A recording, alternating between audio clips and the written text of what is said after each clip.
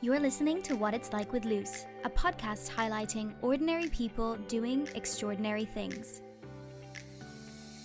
I'm your host, Lucy Norris, and on today's episode, I'm chatting to a peak performance coach and business consultant. Growing up in Massachusetts, this week's guest is definitely no stranger to ambition. Setting goals around making it in corporate America from a very young age, it wasn't until he experienced a life-altering accident that he realized his so-called six-figure success was making him miserable. Surviving the near-fatal car crash was just the beginning of the story for the inspiring coach, as he took the terrible trauma as an opportunity to finally live the life he had always wanted deep down. Spreading his message through coaching, speaking, and his podcast that he hosts with friend Kevin, the Hyperconscious Podcast, here's what it's like to be Alan Lazaros. Before we get stuck into the episode, I just wanted to say that if there is a drop in sound quality throughout, I'm very sorry, but in respect of social distancing during COVID-19, I've had to record episodes remotely. We're all just trying our best in this challenging time, so I really hope everyone is staying safe and that you enjoy the episode. Welcome, Alan. Thank you so much for coming on and chatting with me today. Before we dive into the depths of your career journey and your passions in life, I'd be really interested to talk a little bit about your experience growing up in Massachusetts and what that was like for you. Yes, thank you so much for having me. I am excited to be here.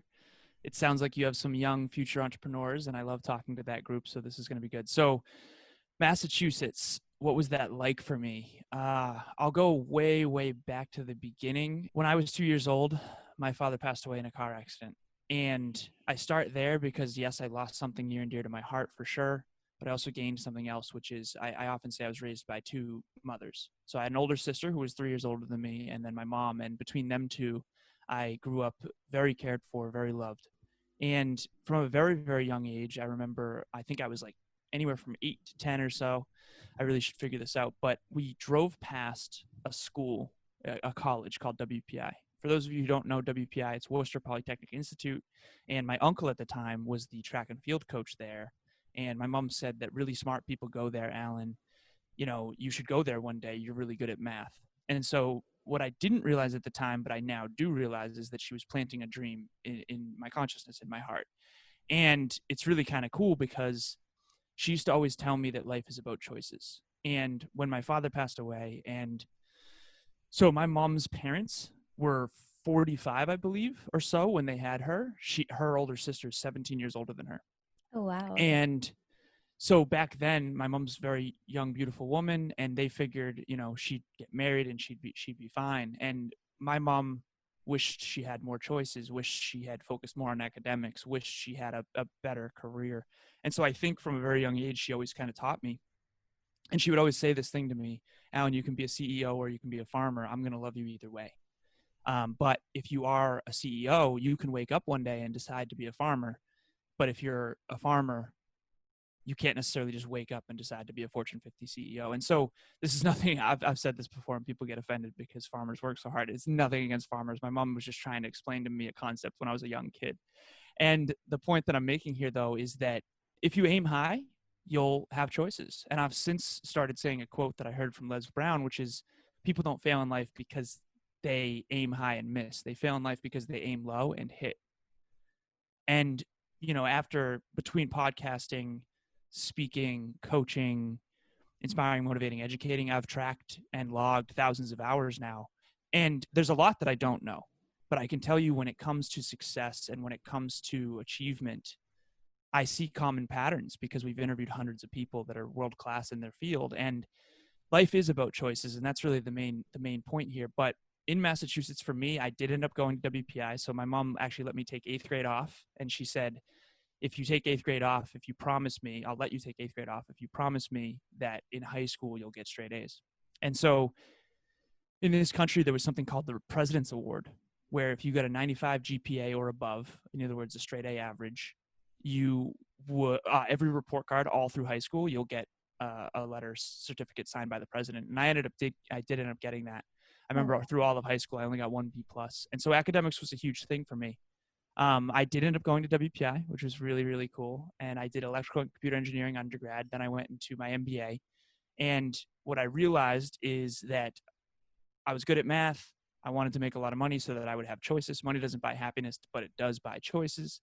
And I kind of went down that path. I remember my dream was to be a Fortune 50 CEO like Steve Jobs. What I didn't realize at the time is what that would make of me. And so I went into corporate America. I did some engineering. I did some global product management. I started a company called Campus Libre, which was like a campus specific Craigslist for textbooks. I had, I was in a bunch of business competitions, and really WPI is like a mini MIT. It's like it's interesting. I go from Uxbridge, Massachusetts, this small sort of rural town, 8th in my class, super academic, super smart. And then I go to WPI and I go, oh, okay, everybody here is a genius. Interesting. Yeah. And so I struggled in WPI I did end up graduating with high distinction, but I remember some of those engineering courses were brutal. And so then I did corporate America for a while. I job hopped a lot. And eventually I ended up working for a company called Cognex in inside sales. And I started an inside sales team, got promoted to outside sales, and I was selling industrial automation equipment. And there's this common theme of choices. And Cognex's motto was work hard, play hard. And I used to say work hard, play harder. And so there's been sort of an undertone here that I haven't mentioned yet, which is I drank too much and too often. And in the sales in college, that's a part of the culture. Certainly in this country, I know you're in Ireland. I know alcohol is a big part of the culture there. Yeah. And I'm not saying that's good or bad. I'm just saying Yeah. that I definitely, I wouldn't say, no one else would say I had a problem necessarily, but that vice definitely got the best of me. And so I'm 26 years old at the time, and maybe you've read about this. I don't know if you have or haven't, but I get in a car accident. So I'm in New Hampshire with my little cousin, and I think the road stays right. It actually stays left. It's like a cold, dark winter night. And I remember the brightest lights I had ever seen when I looked up from the GPS, and it was a lift-kitted truck, like an obnoxiously lift-kitted truck coming right at me head on. And it was my fault. I was supposed to yield and I didn't.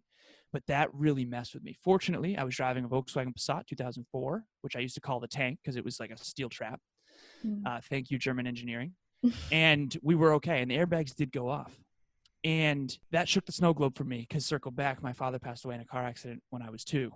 And I'm 26 at the time. And so I have a very emotional, visceral response to this of like, oh my God, like I was just so filled with regret. I remember sitting in an armchair, drinking whiskey, like questioning everything.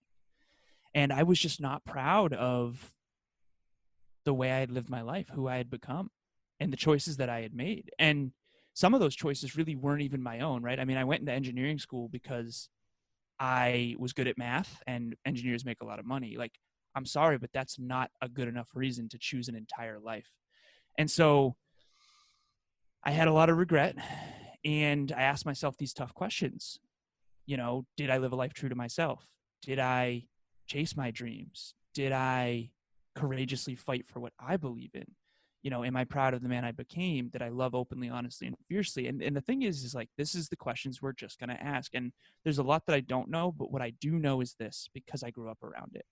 I grew up my whole life hearing about my dad, and nobody talks about how he died. They all talk about how he lived. And that's what's going to matter. It doesn't matter when or how you're going to die. Life is about choices, and it's about how you choose to live. And I think that that's a good place to start. As you've mentioned, a lot of young entrepreneurs and young people trying to find their own unique path in this world. And the last thing I'll say here before your next question is, when you're in the dark, I often say emotional pain is guaranteed. What you do about it is not. It's the choices you make when you're in emotional pain that's going to make the biggest difference. From what I've found, you can either escape into a vice, Netflix, alcohol, drugs, whatever, or you can develop a virtue when you're in emotional pain. Here's the interesting thing. When you're in emotional pain, as long as you sit with it long enough and you don't try to escape it or wish it away, but you actually go through it, grow through it, you're going to see something you never saw before. For me, I saw a book by Bronnie Ware called The Top 5 Regrets of the Dying, but she worked in hospice for 8 years with the terminally ill. And she saw these same patterns of regret. I wish, I wish, I wish. I have since, and since I read that book, had a flashcard in my pocket every day, all day, always do, with those 5 regrets. The number one regret of the dying is I wish I had lived a life true to myself and not what others expected of me. And so I think that's a good place to start the interview, because that's kind of my main message. My main mission is to not have other people make the mistake that I made. I was super successful from outside standards. I had the beautiful girlfriend, tons of friends, friends from college, friends from high school still. I made 200 grand a year, nearly 200. Wow. I had the money and all that. And it's at the end of the day, I wasn't fulfilled inside. Now I've come to realize how much money you make is not as important as how you make it and then where you invest it. What was it about the whole situation and your whole life thus far that made you feel like you, I guess, had a purpose to share it with people and help people? I mean, I guess what I'm trying to pick at is, why did you turn to coaching and not just work on it by yourself, if that makes any Right. sense? So I think this is another thing too. I believe we have a mentor. His name's Evan Carmichael. You might have heard of him. He's a big YouTuber in this space, Mhm. and he said your purpose comes from your pain.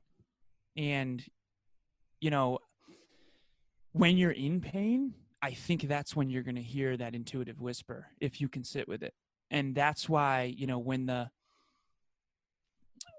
reverse engineering regret is something that I do every day. So I mentioned those top 5 regrets, and every single day I have a reverse engineer regret journal. And so to answer your original question, I always wanted to be into fitness. I always wanted to be a speaker. I didn't know it yet. And so there's an interesting thing. Like, I remember I wanted to be a model. I remember I was in high school and I said I wanted to be an Abercrombie model, and the whole class laughed at me.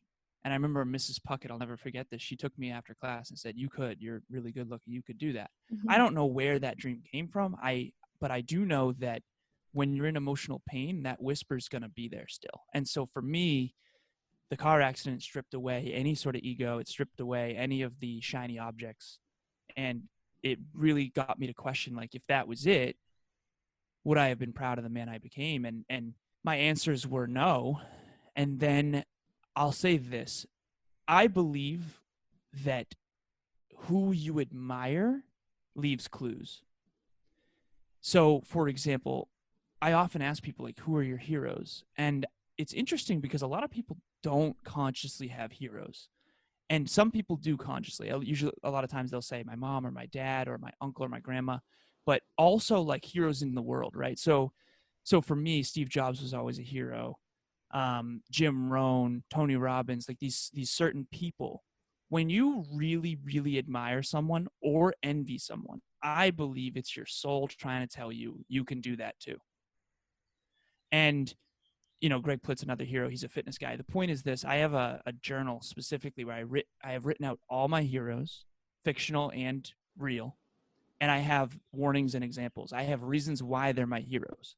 And so, what are the character traits that I admire about these people? What have they achieved that I could see myself doing? What have they contributed to the world that I could see myself doing? And so, I stumbled across not only Bronnie Ware's book after that car accident, but also Tony Robbins' TED Talk. It's still my favorite TED Talk of all time, and it's about the 6 human needs. It's absolute fire. I recommend everyone looks it up. But that's kind of how I uncovered my dream. I don't think that you necessarily have to search for your purpose. I think you have to uncover it by really analyzing your life. Another thing that I did too, just a practical tip, is I went back through my past and I called people up and I asked, from your perspective, brutally honest, like, what did you notice about me? What did you see about me? What were my strengths and weaknesses? And I just had these hour-long conversations with people from college, people from high school, ex-girlfriends. Like, I just did this huge bird's eye view of who I was, who I am, and then who I aspire to be kind of uncovered itself. That's incredible. I'd say those conversations were really interesting, and you seem to have done a 180 on your life, which I admire so much. And I'm so intrigued to get more into how you did that. Um, and so, from the more practical side of things, taking away from the overall mission and what you wanted to achieve, how did you then go about, because I'd say it was a pretty big transition. I know your thoughts in it were clear, but dropping your whole corporate life that you'd worked so hard to build, to then go in a way freelance on a coaching business and on your fitness business. How was that transition for you to leave that life behind? And from a practical side of things, how did you build up the platform that you have today so that you could then share your message with other people? Powerful questions. So I would say the transition was really, really difficult, primarily because like you said, I drastically changed in terms of my goals and my core values. And again, this is my bird's eye view now. At the time, I didn't know kind of what was happening. I just was like trying to grow through all this. And so in hindsight, it's very clear to me that I almost overnight, like you said, I decided, okay, I'm going all in on my dreams. I don't care who says anything about it. I know the alternative. I did everything I thought was right. Society told me money, choices, all that. I'm going to go all in on what is true to my heart. And what I realized, and this is what I tell people now, people say it's about the journey and not the destination. And that is true. But what they don't realize in a lot of cases, I've noticed, is that the destination you choose dictates the journey in many regards. Let me give you an example. If I'm driving from Boston to Worcester, which is an hour drive, that's very different than Boston to LA. I've driven from Boston to LA before. The places you must go, the places you must travel, the people you must meet, the fears you must face, the skills you must develop. Now, this is just an analogy, but the point is this. If you don't aim high and you don't want much, you don't have to become much. We did an episode one time on goal setting, the 7 reasons to set a goal. And what's really cool is that the 7th one, the least important one, was to actually get the goal. It was the skills you must develop, the journey it will force you to embark upon, the people you must meet, the fears you must face, the networking you must do, the adventure. And that's one thing I'll say is choose in advance, like I did, where you want to go. You got to plug something into the GPS. Now, here's the cool part. That can change.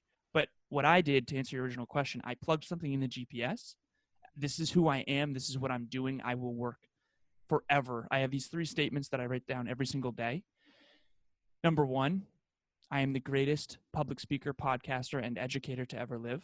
I actually just put online educator on that. Number 2, I am the greatest natural aesthetic men's physique athlete, male model, and peak performance consultant and coach to ever live. And then number 3 is I am the greatest master of communication, human connection, and positive influence to ever live. Those are my 3 affirmations, right? I often ask my clients and people on shows, like, if you had a lamp, you could rub it and a genie could pop out and you could be the best in the world at any 3 things, what would they be and why?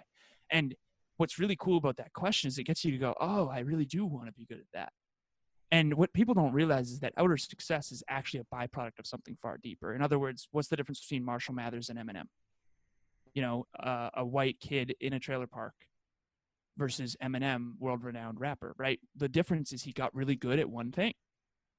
Now, obviously, there was other challenges along the way, but he decided in advance, I'm going to be the best rapper I can possibly be. That's just an example everyone can relate to. But the point is mastery.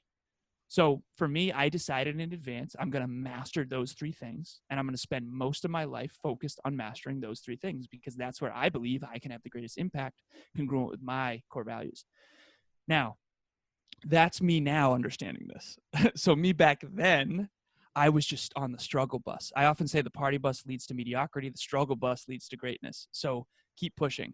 I had someone reach out to me recently via text and said, basically, don't read too far into this, but I want you to know I'm really sorry. I was really hard on you at the beginning of your journey. I didn't understand, and I really wasn't supportive. And he said that was a dick move on my part. Here's what I will tell you. Every association that I had up to that point, friends, etc., were in my life based on who I was then. And when you do a 180 overnight, you're going to get a lot of feedback from people because they love you for who you are now. And if I shift my entire destination overnight and my entire group of core values, like one example is I used to drink a lot. I used to drink often. I shouldn't say a lot, often. And, I would go to parties and I would have get-togethers and all my college friends and high school friends, all that. I quit drinking. So even that one tiny change changed my association so much. I went all in on fitness. All of a sudden, people who aren't into fitness have an aversion to me a little bit. So it was really, really difficult. There's a lot of reasons it was difficult, but the main reason why it was difficult is because everyone in my life, not everyone, but almost everyone, gave me a ton. Oh, you're a bodybuilder now? Oh, you're a speaker now? Like I got all that crap from people that I loved and that I thought loved me. When you spend your life appeasing others and then you drastically stop doing that, the growing pains are very, very difficult. I will say that growing through that, I'll give you one story that I think is super powerful. I was super happy once I started to really strip myself of these old habits that I didn't think were serving my greatest level of contribution. And yes, it was really, really hard transition at first. But I remember like a year in, I was living with my girlfriend in Worcester. We were living on a lake. And her girlfriends and friends actually texted her saying, your boyfriend is on Snapchat. Like, he's so happy all the time. Like, he's talking about personal development. Like, he's so happy. Like, are you okay? And I remember thinking to myself, I remember she told me this, and I'm like, back when I was unhappy, nobody was questioning me because I was, and this is so weird. Nobody questioned me when I worked at Cognex because I was very successful, quote unquote. Nobody questioned me, even though I was very genuinely unhappy inside. But as soon as I went all in my dreams, those questions, oh my God, it was like, everybody was like, is he okay? Like, what's going on? Like, when I was unhappy, they weren't concerned for my ex-girlfriend, Courtney. Like, he's really unhappy. Are you okay? Like, that's what it should have been, right? Yeah. And not like, he's just so happy all the time. Like, how are you dealing with that? You know what I mean? Because she, wasn't necessarily as happy. And I think that being stupidly happy with who you are and what you do and why you're doing it is like fairly rare. And so if you go all in on your dreams and you're listening to personal development podcasts and you're reading books, and you are not the norm. I mean, just look at the statistics. It's very rare to be into this stuff. And one of my missions is to bring personal development to the masses. And there's a reason, unfortunately, why you kind of, when you do have your dreams and chase your dreams, people think you're crazy. It's because it's very uncommon, unfortunately. I'd be interested to know a little bit more about where your interest in fitness came from, because I know, when you were speaking about growing up, there was a lot of focus on business and academics and all that kind of thing. So where did that motivation behind, as you said, wanting to become the best, physique and all that kind of thing, where did that motivation come from? So great question. I love this interview. So one thing that I think is interesting is that most greatness usually stemmed from insecurity and pain. And when you interview hundreds of people and try to pull back the curtain on success and, world-class performers like NFL athletes, all that stuff, what you kind of realize is that their adversity became their advantage. In those emotional moments, they chose to develop themselves rather than escape it. And so what's interesting is I believe that I wouldn't call myself a world-class athlete, but I'm an athlete now. And I think that stemmed from a lot of insecurity. So in high school, I was very, very lanky. I was 6'2", 150 pounds, really lanky. And I was into academics, but in high school, in this country in particular, like, unfortunately, academics, yeah, they're celebrated, but like, it was the athletes that, quote unquote, got all the attention and all the girls. And it definitely bothered me because, being completely honest with myself and transparent, if you listen to Tony Robbins' TED Talk, he talks about the 6 human needs. I am significance driven for sure. Like, and guys do tend to be significance driven. They want to be significant. Mm-hmm. And at the time, now I know that, and now I can like check myself when I need that, right? But back then when I was a kid, like I just felt so insignificant. I felt like all the athletes were so popular. And even Kevin and I talk about this to this day, my co-host, he was an athlete. He was like an all-star baseball player. Everybody loved him for it. And it's like, I was getting straight A's, but that wasn't really valued at the same level, or I guess not in the same way. And so I always wanted to be an athlete. And I did do track and field. I did do cross country. Like, I did do athletics, but it never really came super naturally to me. And I didn't really have like a big, strong, natural physique. I was kind of tall and lanky. And so now, I remember after that car accident, I was 160 pounds, skinny fat. Like, I was 6'2", drank too much and too often. And after that, I just went all in. I was like, that's it. Like, I'm not proud of who I've become. I'm not proud of what I'm doing with my life. I'm not proud of my physique. Like, I'm sick and tired of mediocrity. Like, I'm going to go pro. And I don't mean go pro in any ego sense. I mean, I'm going all in on personal development. And I, to this day, think fitness is the greatest form of personal development. Like, whether you like it or not, you are a walking, talking billboard. And in my PowerPoints and on stages, I speak on fitness a lot. And I often put up this slide of like, okay, here's a picture of me back then. What do you know about this person right now? And it's okay. There's a book called Blink where he talks about snap judgments, how our subconscious can basically draw conclusions very quickly based on very little data. Now, this is unfortunate. Don't judge a book by its cover, seriously, but our subconscious does automatically. That's the only way it knows how to survive in an environment. So what I'm saying is, what are the character traits of this person that you know immediately? I also put up a picture of my buddy Matt. My buddy Matt is, clean cut, extremely in shape. What do you know about him? And everybody says, okay, work ethic. Yes, he obviously works hard. Fitness is really challenging. Being in shape is really challenging, and it's getting increasingly challenging because all the things that are bad for being in shape are being perpetuated in our faces constantly. Here's an interesting thing that I don't think people talk enough about. When the pain is great enough, you will change. I'm going to try to give everyone a quick framework here that I think will help them tremendously. I am all for not complaining. But what I've realized is that one of the reasons people are complaining is that they're actually trying to motivate themselves. Let me give you an example. If I just ran a marathon in a desert and you sell water, I'm in pain. I need you. I'm going to do whatever I can to buy your water. So now that I've been coaching businesses, what I've started to realize is that human beings are motivated most by getting out of discomfort. And so here's the interesting thing, though. If you don't know much about fitness, you're going to have an aversion to it. Because for me, my car breaks down. I know nothing about cars. I don't care about cars. Like, I never have. Like, I'm not a mechanic. My car breaks down. I don't know what to do. I have an aversion to it because I don't know how to fix it. I honestly feel like that's why education is so powerful, because you'll always fear that which you don't understand. And I want to increase people's level of understanding, because once you understand how something works, why something works, now you won't have an aversion to it. People say, I'm not motivated in fitness. It's like, I wouldn't be motivated either if nothing I did ever worked.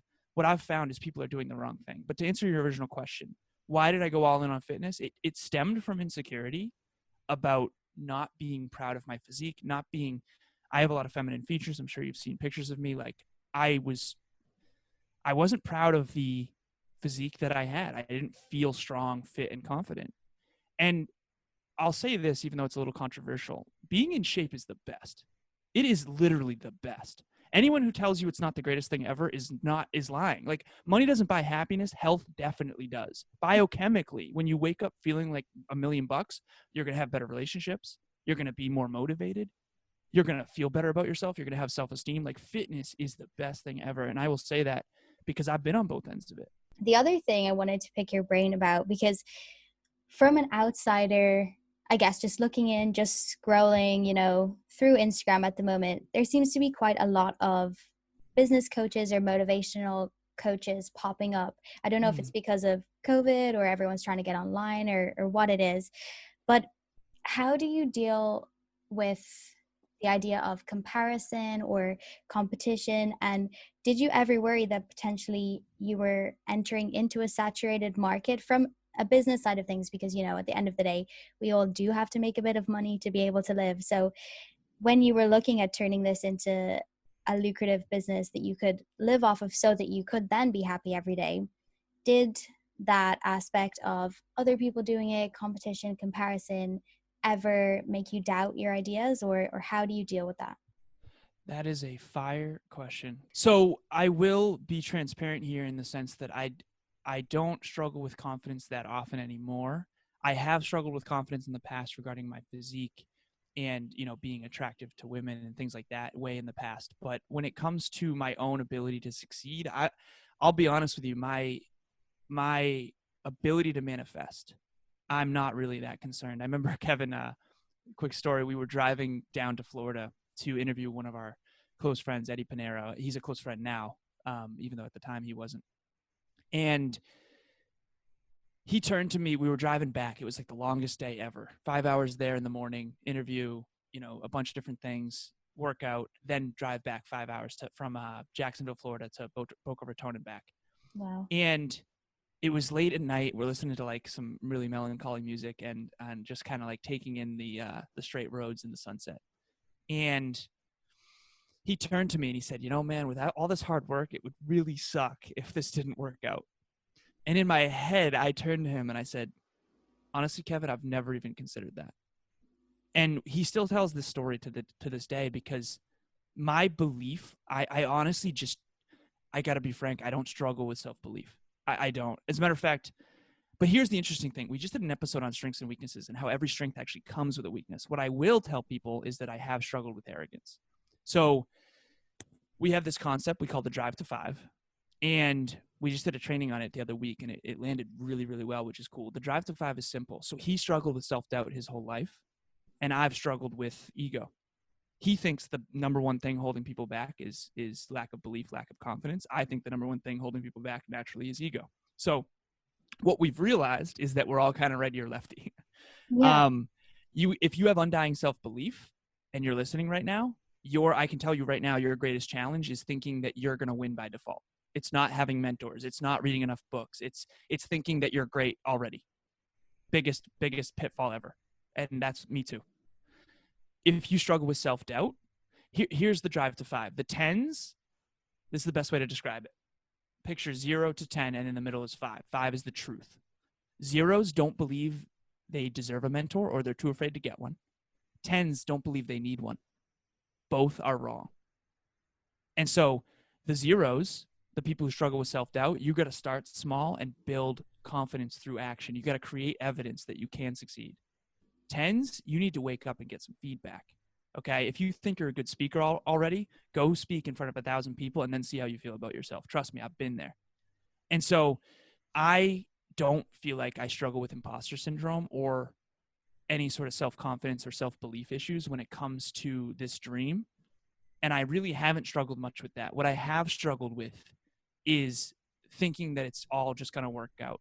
And so for me, the way that I, worked on that or mitigated that is I got around people who understand me. And Kevin, for example, we drive to 5. Every time, I think every time we go into a speech, almost every single time before it, I think it's going to go awesome. I'm a serial optimist. I think everything's just going to work out. This is just my default. He thinks it's going to go horribly. So he gets the pain before, right? Perception versus reality. I think everything's going to be great. It's going to be awesome. He thinks it's going to be, a struggle. It's going to be a challenge. So we got to make sure everything's good. We got to make sure we're on time. We got to make sure we're early, all that stuff. So he is very nervous before the speech. I'm not. After the speech, he feels like $1,000,000 because he thought it would go terribly and it actually went really well. I feel humbled, right? So if you're a 10, you need humility, and consistent action will humble you consistently. And if you struggle with self-doubt, action will actually build self-confidence, because if you think everything's going to go poorly and then it doesn't, it's a perception. It's just a human biological cognitive bias that we all have. We all and it's honestly a protection mechanism.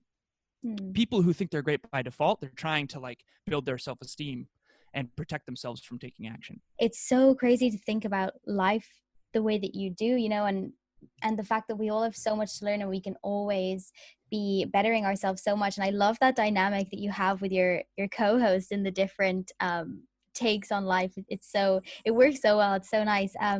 And quickly just touching on that, I know you've mentioned it throughout the whole interview, but for anyone that hasn't heard of the Hyperconscious podcast, can you just give a very quick overview of what that is, how it started, and what your mission is with that as well? Yeah, so at the very beginning of the journey, I had a podcast called Conversations Change Lives. I was looking back at my life after that car accident, and I thought to myself, what made the difference, really, between who I became, some of the ambitions that I've had, different things like that. Some of the people I grew up with didn't climb quite so high, and I realized it was mentors. It was great conversations with great people. And so I wanted to create a platform where someone could be a fly on the wall and really learn about life from someone who's living it, right? So it's like, if I was a young kid and I want to be an engineer, why not actually listen to an interview about what that person's life is actually like, rather than, oh, they make 80 grand a year, right? So then I met Kevin, and Kevin had a podcast called the Hyperconscious Podcast. And now, again, hindsight's 2020, it's obvious to me that we had a very similar mission with similar core values, but we had different core competencies, different strengths and weaknesses. His strengths are my weaknesses. My strengths are his weaknesses. It worked out really well. And I believe that's the law of attraction at work, as long as you have the courage to be authentic. That said, for the longest time, if you went back and listened to episode 1 through, I think, 17, it's welcome back to the Hyperconscious Podcast meets Conversations Change Lives. And so we had 2 podcasts. We were and then eventually it was like, dude, why aren't we a team? I was actually his first guest on his show, and he was the Oh, first nice. guest on my show, which was really cool. And then it was just very synchronistic. We were very drawn to each other. We grew up together. And what's interesting, and this is an interesting story, is we grew up in the same high school and we hated each other. Now, I shouldn't say we hated each other. He hated me. And this is an interesting notion because he was a 0 on the drive to 5. So insecure people think that confident people are arrogant. Arrogant people think that insecure people are soft or whatever. It's strength and warmth. It's okay. We're all righty or lefty, and there's no right or wrong, but there is right or wrong for you. And so what I often say to people is, of all the things in life to get understanding. Of all the things to get rid of entitlement. And so Kevin didn't like me, but he also didn't know me. And in his defense, I was a little arrogant, to be completely frank. So if you are super self-confident, develop humility and work on that. If you are in super self-doubt, develop confidence and work on that. We just did an episode on that. To answer your original question, again, I know I'm long-winded here. The Hyperconscious podcast is about, so if you look up hyperconscious in the dictionary, it means acutely aware. Mm-hmm.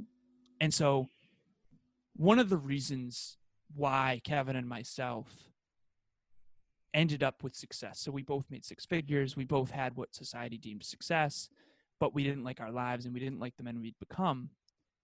And we luckily learned that from a young age. You know, people say money doesn't buy happiness, but sometimes you have to get the money to realize it really doesn't.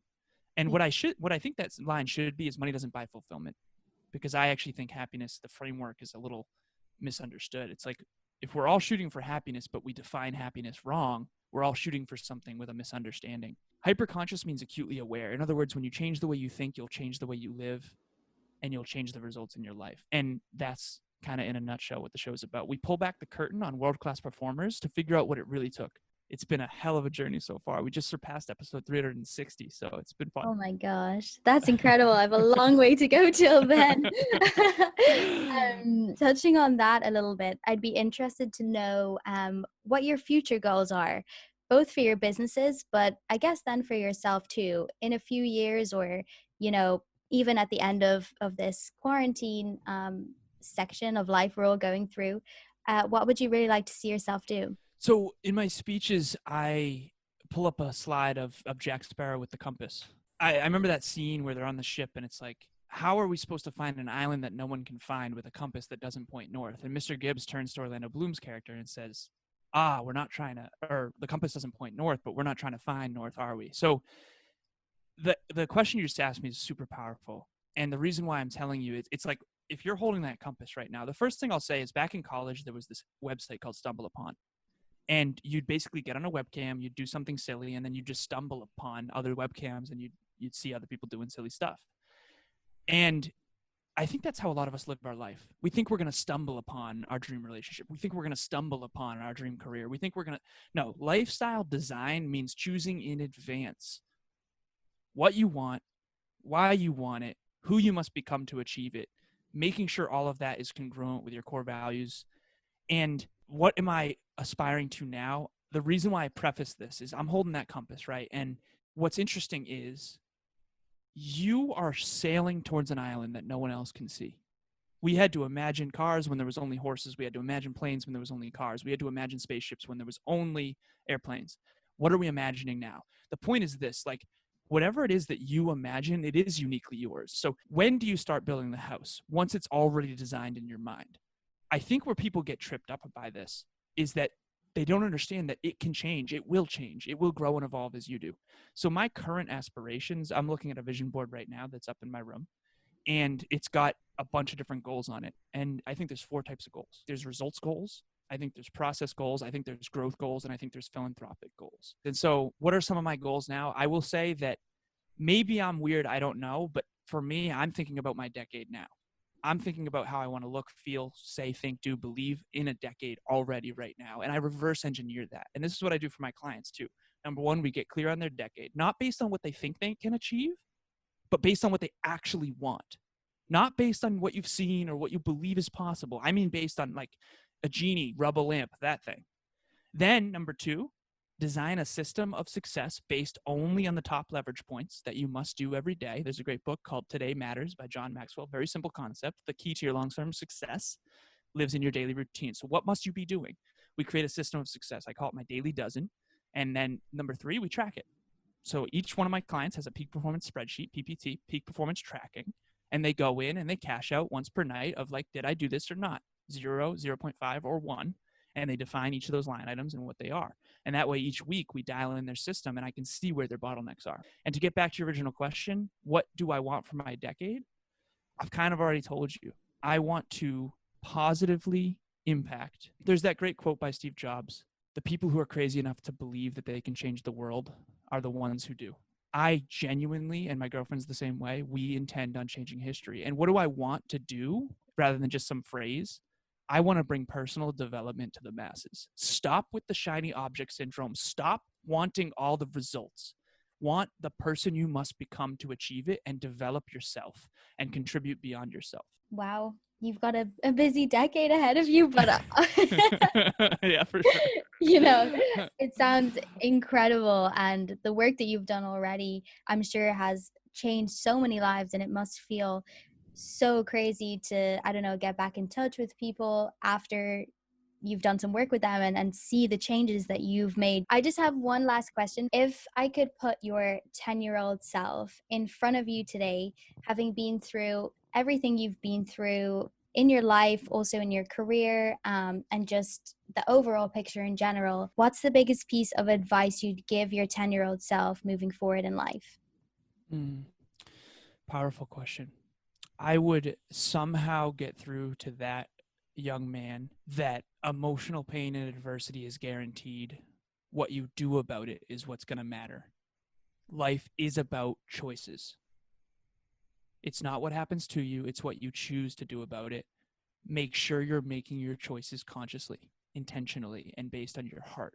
Make heart-driven choices, and then use your mind to strategize, but not the other way around. I think that's incredible advice. Thank you so much for coming on and speaking with me today. I've learned so much. But yeah, I just really appreciate your time and for allowing me to share your story. Lucy, thank you so much for having me on. Thank you so much for listening, and as always, please rate, share, and leave a comment if you like what you hear. And don't forget to follow @WhatIt'sLikePod on Instagram and Facebook. To speak with Alan and find out more about the services he offers, visit the links provided in the show notes. You'll also find a list of the resources mentioned in the episode there as well. I'll be back on Thursday with more inspiring stories, but for now, this has been What It's Like with Luce.